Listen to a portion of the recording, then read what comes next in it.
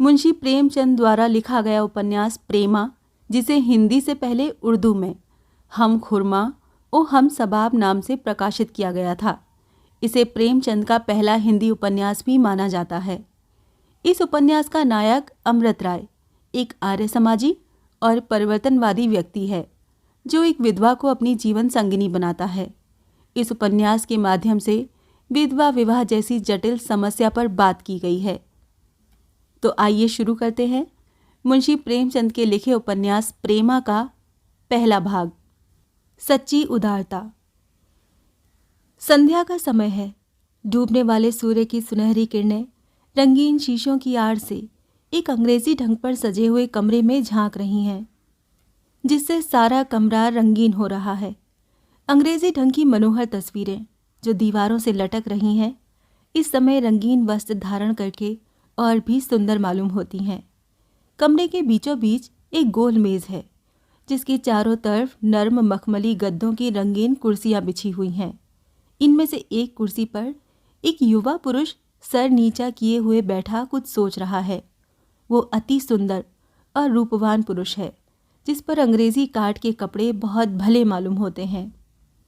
उसके सामने मेज पर एक कागज है, जिसको वो बार बार देखता है। उसके चेहरे से ऐसा विदित होता है कि इस समय वो किसी गहरे सोच में डूबा हुआ है। थोड़ी देर तक वो इसी तरह पहलू बदलता रहा। फिर वो एकाएक उठा और कमरे से बाहर निकलकर बरामदे में टहलने लगा, जिसमें मनोहर फूलों और पत्तों के गमले सजाकर धरे हुए थे। वो बरामदे से फिर कमरे में आया और कागज का टुकड़ा उठाकर बड़ी बेचैनी के साथ इधर उधर टहलने लगा। समय बहुत सुहावना था। माली फूलों की क्यारियों में पानी दे रहा था। एक तरफ साइस घोड़े को टहला रहा था। समय और स्थान दोनों ही बहुत रमणीक थे, परंतु वो अपने विचार में ऐसा लवलीन हो रहा था कि उसे इन बातों की बिल्कुल सुधि न थी। हाँ, उसकी गर्दन आप ही आप हिलती थी और हाथ भी आप ही आप इशारे करते थे, जैसे वो किसी से बातें कर रहा हो। इसी बीच में एक बाइसिकल फाटक के अंदर आती हुई दिखाई दी और एक गोरा चिट्टा आदमी कोट पतलून पहने, ऐनक लगाए, सिगार पीता, जूते चरमर करता उतर पड़ा और बोला, गुड इवनिंग अमृत राय। अमृत राय ने चौंक कर सर उठाया और बोले, ओ आप हैं मिस्टर दाननाथ, आइए बैठिए। आप आज जलसे में न दिखाई दिए। दाननाथ, कैसा जलसा? मुझे तो इसकी खबर भी नहीं। अमृत राय आश्चर्य से, हैं? आपको खबर ही नहीं? आज आगरा के लाला धनुषधारी लाल ने बहुत अच्छा व्याख्यान दिया और विरोधियों के दांत खट्टे कर दिए। दाननाथ, ईश्वर जानता है, मुझे जरा भी खबर न थी, नहीं तो मैं अवश्य आता। मुझे तो लाला साहब के व्याख्यानों के सुनने का बहुत दिनों से शौक है। मेरा अभाग्य था कि ऐसा अच्छा समय हाथ से निकल गया। किस बात पर व्याख्यान था? अमृत राय, जाति की उन्नति के सिवाय दूसरी कौन सी बात हो सकती थी? लाला साहब ने अपना जीवन इसी काम के हेतु अर्पण कर दिया। आज ऐसा सच्चा देशभक्त और निष्कास जाति सेवक इस देश में नहीं है। ये दूसरी बात है कि कोई उनके सिद्धांतों को माने या ना माने, मगर उनके व्याख्यानों में ऐसा जादू होता है कि लोग आप ही आप खींचे चले आते हैं। मैंने लाला साहब के व्याख्यानों के सुनने का आनंद कई बार प्राप्त किया है, मगर आज की स्पीच में तो बात ही और थी। ऐसा जान पड़ता है कि उनकी जबान में जादू भरा है। शब्द वही होते हैं जो हम रोज काम में लाया करते हैं, विचार भी वही होते हैं जिनकी हमारे यहाँ प्रतिदिन चर्चा रहती है, मगर उनके बोलने का ढंग कुछ ऐसा अपूर्व है कि दिलों को लुभा लेता है। दाननाथ को ऐसी उत्तम स्पीच को न सुनने का अत्यंत शौक हुआ। बोले, यार, मैं जन्म का अभागा हूँ, क्या फिर कोई व्याख्यान ना होगा? अमृत राय, आशा तो नहीं है, क्योंकि लाला साहब लखनऊ जा रहे हैं, उधर से आगरा को चले जाएंगे, फिर नहीं मालूम कब दर्शन दे। दाननाथ, अपने कर्म की हीनता की क्या कहूँ। आपने उस स्पीच की कोई नकल की हो तो ज़रा दीजिए, उसी को देखकर जी को ढांढस कर लूँ। इस पर अमृत राय ने वही कागज़ का टुकड़ा, जिसको वो बार बार पढ़ रहे थे, दाननाथ के हाथ में रख दिया और बोले, स्पीच के बीच बीच में जो बातें मुझको सवार हो जाती हैं तो आगा पीछा कुछ नहीं सोचते। समझाने लगे, मित्र, तुम कैसे लड़कपन की बातें करते हो। तुमको शायद अभी मालूम नहीं कि तुम कैसा भारी बोझ अपने सिर पर ले रहे हो। जो रास्ता अभी तुमको साफ दिखाई दे रहा है वो कांटों से ऐसा भरा है कि एक एक पग धरना कठिन है। अमृत राय, अब तो जो होना होगा सो हो। जो बात दिल में जम गई वो जम गई। मैं खूब जानता हूँ कि मुझको बड़ी बड़ी कठिनाइयों का सामना करना पड़ेगा, मगर आज मेरा हियाब ऐसा बढ़ा हुआ है कि मैं बड़े से बड़ा काम कर सकता हूँ और ऊंचे से ऊंचा पहाड़ चढ़ सकता हूँ। दयानाथ, ईश्वर आपके उत्साह को सदा बढ़ाए। मैं जानता हूँ कि आप जिस काम के लिए उद्योग करेंगे उसे अवश्य पूरा कर दिखाएंगे। मैं आपके इरादों में विघ्न डालना कदापि नहीं चाहता, मगर मनुष्य का धर्म है कि जिस काम में हाथ लगाए पहले उसका ऊंच नीच खूब विचार ले। अब प्रच्छन्न बातों से हटकर प्रत्यक्ष बातों की तरफ आइए। आप जानते हैं कि इस शहर के लोग सब के सब पुरानी लकीर के फकीर हैं। मुझे भय है कि सामाजिक सुधार का बीज यहाँ कदापि फल फूल न सकेगा, और फिर आपका सहायक भी कोई नजर नहीं आता। अकेले आप क्या बना लेंगे। शायद आपके दोस्त भी इस जोखिम के काम में आपका हाथ न बटा सकें, चाहे आपको बुरा लगे, मगर मैं ये ज़रूर कहूँगा कि अकेले आप कुछ भी नहीं कर सकेंगे। अमृत राय ने अपने परम मित्र की बातों को सुनकर सिर उठाया और बड़ी गंभीरता से बोले, दाननाथ, ये तुमको क्या हो गया है। क्या मैं तुम्हारे मुंह से ऐसी बोधेपन की बातें सुन रहा हूँ। तुम कहते हो अकेले क्या बना लोगे। अकेले आदमियों की कारगुजारियों से इतिहास भरे पड़े हैं। गौतम बुद्ध कौन था। एक जंगल का बसने वाला साधु जिसका सारे देश में कोई मददगार न था, मगर उसके जीवन ही में आधा हिंदुस्तान उसके पैरों पर गिर चुका था। आपको कितने प्रमाण दूं। अकेले आदमियों से कौमों के नाम चल रहे हैं। कौमें मर गई हैं, आज उनका निशान भी बाकी नहीं, मगर अकेले आदमियों के नाम अभी तक जिंदा हैं। आप जानते हैं कि प्लेटो एक अमर नाम है, मगर आप में कितने ऐसे हैं जो ये जानते हैं कि वो किस देश का रहने वाला है। दाननाथ समझदार आदमी थे। समझ गए कि अभी जोश नया है और समझाना बुझाना सब व्यर्थ होगा, मगर फिर भी जी न माना। एक बात और अच्छी जान पड़ी, मैंने उनको तुरंत नकल कर लिया। ऐसी जल्दी में लिखा है कि मेरे सिवाय कोई दूसरा पढ़ भी न सकेगा। देखिए हमारी लापरवाही को कैसा आड़े हाथों लिया है। सज्जनों, हमारी इस दुर्दशा का कारण हमारी लापरवाही है। हमारी दशा उस रोगी की सी हो रही है जो औषधि को हाथ में लेकर देखता है मगर मुंह तक नहीं ले जाता। हाँ भाइयों, हम आंखें रचाते हैं मगर अंधे हैं। हम कान रखते हैं मगर बहरे हैं। हम जबान रखते हैं मगर गूंगे हैं। परंतु अब वो दिन नहीं रहे कि हमको अपनी जीत की बुराइयां न दिखाई देती हों। हम उनको देखते हैं और मन में उनसे घृणा भी करते हैं, मगर जब कोई समय आ जाता है तो हम उसी पुरानी लकीर पर जाते हैं और न बातों को असंभव और अनहोनी समझकर छोड़ देते हैं। हमारे डोंगे का पार लगाना, जबकि मल्लाह ऐसे बाद और कादर है, कठिन ही नहीं प्रत्युत दुस्साध्य है। अमृत राय ने बड़े ऊंचे सुरों में उस कागज को पढ़ा। जब वो चुप हुए तो दाननाथ ने कहा, निसंदेह बहुत ठीक कहा है, हमारी दशा के अनुकूल ही है। अमृत राय, मुझको रह रहकर अपने ऊपर क्रोध आता है कि मैंने सारी स्पीच क्यों न नकल कर ली। अगर कहीं अंग्रेजी स्पीच होती तो सवेरा होते ही सारे समाचार पत्रों में छप जाती, नहीं तो शायद कहीं खुलासा रिपोर्ट छपे तो छपे। जब से मैं जलसे से लौट कर आया हूँ तब से बराबर वही शब्द मेरे कान में गूंज रहे हैं। प्यारे मित्र, तुम मेरे विचारों को पहले से जानते हो। आज की स्पीच ने उनको और भी मजबूत कर दिया है। आज से मेरी प्रतिज्ञा है कि मैं अपने को जाति पर न्यौछावर कर दूंगा। तन मन धन सब अपनी गिरी हुई जाति की उन्नति के निमित्त अर्पण कर दूंगा। अब तक मेरे विचार मुझ ही तक थे, पर अब वो प्रत्यक्ष होंगे। अब तक मेरा हृदय दुर्बल था, मगर आज इसमें कई दिलों का बल आ गया है। मैं खूब जानता हूँ कि मैं कोई उच्च पदवी नहीं रखता हूँ, मेरी जायदाद भी कुछ अधिक नहीं है, मगर मैं अपनी सारी जमा जथा अपने देश के उद्धार के लिए लगा दूंगा।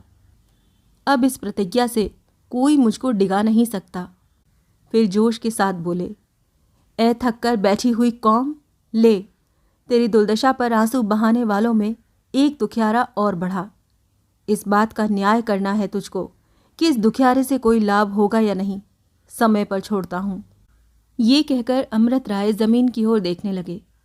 दाननाथ, जो उनके बचपन के साथी थे और उनके स्वभाव से भली भांति परिचित थे कि जब उनको कोई धुन लग जाए तो वो किसी की नहीं सुनते, दाननाथ बोले, अच्छा, मैंने मान लिया कि अकेले लोगों ने बड़े बड़े काम किए हैं और आप भी अपनी जाति का कुछ न कुछ भला कर लेंगे, मगर ये तो सोचिए कि आप उन लोगों को कितना दुख पहुंचाएंगे जिनका आपसे कोई नाता है।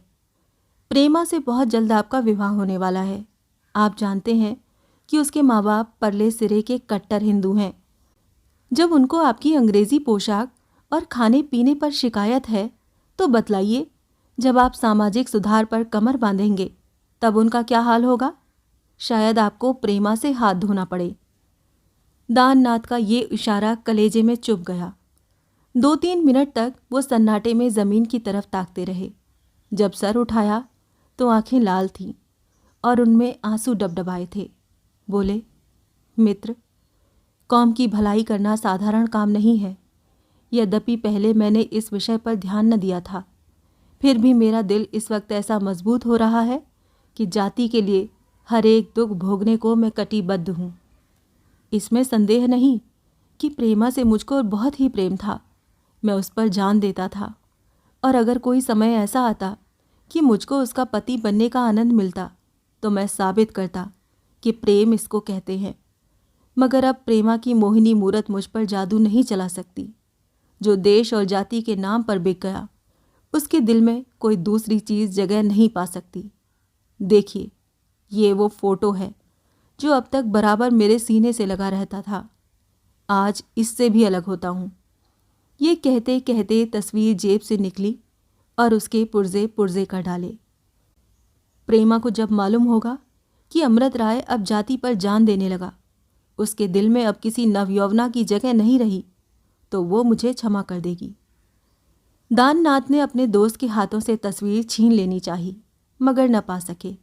बोले, अमृत राय, बड़े शोक की बात है कि तुमने उस सुंदरी की तस्वीर की ये दशा की, जिसको तुम खूब जानते हो कि तुम पर मोहित है। तुम कैसे निठुर हो। ये वही सुंदरी है जिससे शादी करने का तुम्हारे बैकुंठवासी पिता ने आग्रह किया था और तुमने खुद भी कई बार बात हारी है। क्या तुम नहीं जानते कि विवाह का समय अब बहुत निकट आ गया है? ऐसे वक्त में तुम्हारा इस तरह मुंह मोड़ लेना उस बेचारी के लिए बहुत ही शोकदायक होगा। इन बातों को सुनकर अमृत राय का चेहरा बहुत मलिन हो गया। शायद वो इस तरह तस्वीर के फाड़ देने का कुछ पछतावा करने लगे, मगर जिस बात पर अड़ गए थे उस पर अड़े ही रहे। इन्हीं बातों में सूर्य अस्त हो गया, अंधेरा छा गया। दाननाथ उठ खड़े हुए, अपनी बाइसिकल संभाली और चलते चलते ये कहा, मिस्टर राय, खूब सोच लो, अभी कुछ नहीं बिगड़ा है। आओ, आज तुमको गंगा की सैर करा लाएं। मैंने एक बजरा किराए पर ले रखा है, उस पर चांदनी रात में बड़ी बहार रहेगी। अमृत राय, इस समय आप मुझको क्षमा कीजिए, फिर मिलूंगा। दाननाथ तो ये बातचीत करके अपने मकान को रवाना हुए और अमृत राय उसी अंधेरे में बड़ी देर तक चुपचाप खड़े रहे। वो न मालूम क्या सोच रहे थे। जब अंधेरा अधिक हुआ तो वो ज़मीन पर बैठ गए। उन्होंने उस तस्वीर के पुर्जे सब एक एक करके चुन लिए, उनको बड़े प्यार से सीने में लगा लिया और कुछ सोचते हुए कमरे में चले गए। बाबू अमृत राय शहर के प्रतिष्ठित रईसों में समझे जाते थे। वकालत का पेशा कई पुश्तों से चला आ रहा था। खुद भी वकालत पास कर चुके थे और यद्यपि वकालत अभी तक चमकी न थी, मगर बाप दादे ने नाम ऐसा कमाया था कि शहर के बड़े बड़े रईस भी उनका दाब मानते थे। अंग्रेजी कॉलेज में इनकी शिक्षा हुई थी और ये अंग्रेजी सभ्यता के प्रेमी थे। जब तक बाप जीते थे तब तक कोट पतलून पहनते तनिक डरते थे, मगर उनका देहांत होते ही खुल पड़े। ठीक नदी के समीप एक सुंदर स्थान पर कोठी बनवाई। उसको बहुत कुछ खर्च करके अंग्रेजी रीति से सजाया और अब उसी में रहते थे। ईश्वर की कृपा से किसी चीज की कमी न थी। धन, द्रव्य, गाड़ी घोड़े सभी मौजूद थे। अमृत राय को किताबों से बहुत प्रेम था। मुमकिन न था कि नई किताब प्रकाशित हो और उनके पास न आए।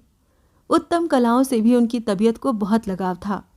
गान विद्या पर तो वो जान देते थे। वकालत पास कर चुके थे, मगर अभी तक विवाह नहीं हुआ था। उन्होंने ठान लिया था कि जब तक वकालत खूब न चलने लगेगी तब तक विवाह न करूंगा। उस शहर के रईस लाला बद्री प्रसाद साहब उनको कई साल से अपनी इकलौती लड़की प्रेमा के वास्ते चुन बैठे थे। प्रेमा अति सुंदर लड़की थी और पढ़ने लिखने, सीने पिरोने में निपुण थी।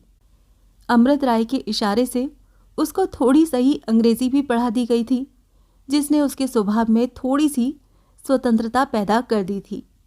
मुंशी जी ने बहुत कहने सुनने से दोनों प्रेमियों को चिट्ठी पत्री लिखने की आज्ञा दे दी थी और शायद आपस में तस्वीरों की भी अदला बदली हो गई थी। बाबू दाननाथ अमृत राय के बचपन के साथियों में से थे। कॉलेज में भी दोनों का साथ रहा, वकालत भी साथ में पास की और दो मित्रों में जैसी सच्ची प्रीति हो सकती है वो उनमें थी। कोई बात ऐसी न थी जो एक दूसरे के लिए उठा रखे। दाननाथ ने एक बार प्रेमा को मेहताबी पर खड़े देख लिया था। उसी वक्त से वो दिल में प्रेमा की पूजा किया करता था, मगर ये बात कभी उसकी जबान पर नहीं आई। वो दिल ही दिल में घुट कर रह जाता। सैकड़ों बार उसकी स्वार्थ दृष्टि ने उसे उबारा था कि तू कोई चाल चलकर बद्रीनाथ का मन अमृत राय से फेर दे, परंतु उसने हर बार इस कमीनेपन के ख्याल को दबाया था। वह स्वभाव का बहुत निर्मल और आचरण का बहुत शुद्ध था। वो मर जाना पसंद करता था, मगर किसी को हानि पहुंचाकर अपना मनोरथ कदापि पूरा नहीं कर सकता था। ये भी न था कि वो केवल दिखाने के लिए अमृत राय से मेल रखता हो और दिल में उनसे जलता हो। वो उनके साथ सच्चे मित्र का भाव बर्ताव करता था। आज भी जब अमृत राय ने उससे अपने इरादे जाहिर किए, तब उसने सच्चे दिल से उनको समझाकर ऊंच नीच समझाई, मगर इसका जो कुछ असर हुआ हम पहले देख चुके हैं। उसने साफ साफ कह दिया कि अगर तुम रिफॉर्मरों की मंडली में मिलोगे तो प्रेमा से हाथ धोना पड़ेगा, मगर अमृत राय ने एक न सुनी। मित्र का जो धर्म है वो दाननाथ ने पूरा कर दिया, मगर जब उसने देखा कि ये अपने अनुष्ठान पर अड़े ही रहेंगे तो उसको कोई वजह मालूम न हुई कि मैं ये सब बातें बद्री प्रसाद से बयान करके क्यों ना प्रेमा का पति बनने का उद्योग करूं। यहां से वो यही सब बातें सोचते विचारते घर पर आए। कोट पतलून उतार दिया और सीधे साधे कपड़े पहन मुंशी बद्रीनाथ के मकान को रवाना हुए। इस वक्त उसके दिल की जो हालत हो रही थी बयान नहीं की जा सकती। कभी ये विचार आता कि मेरा इस तरह जाना उन लोगों को मुझसे नाराज न कर दे, मुझे लोग स्वार्थी ना समझने लगें। फिर सोचता कि कहीं अमृत राय अपना इरादा पलट दें, और आश्चर्य नहीं कि ऐसा ही हो तो मैं कहीं मुंह दिखाने योग्य न रहूंगा। मगर ये सोचते सोचते जब प्रेमा की मोहिनी मूरत आंख के सामने आ गई, तब ये सब शंकाएं दूर हो गईं और वो बद्री प्रसाद के मकान पर बातें करते दिखाई दिए। इससे आगे की कहानी प्रेमा के अगले भाग में।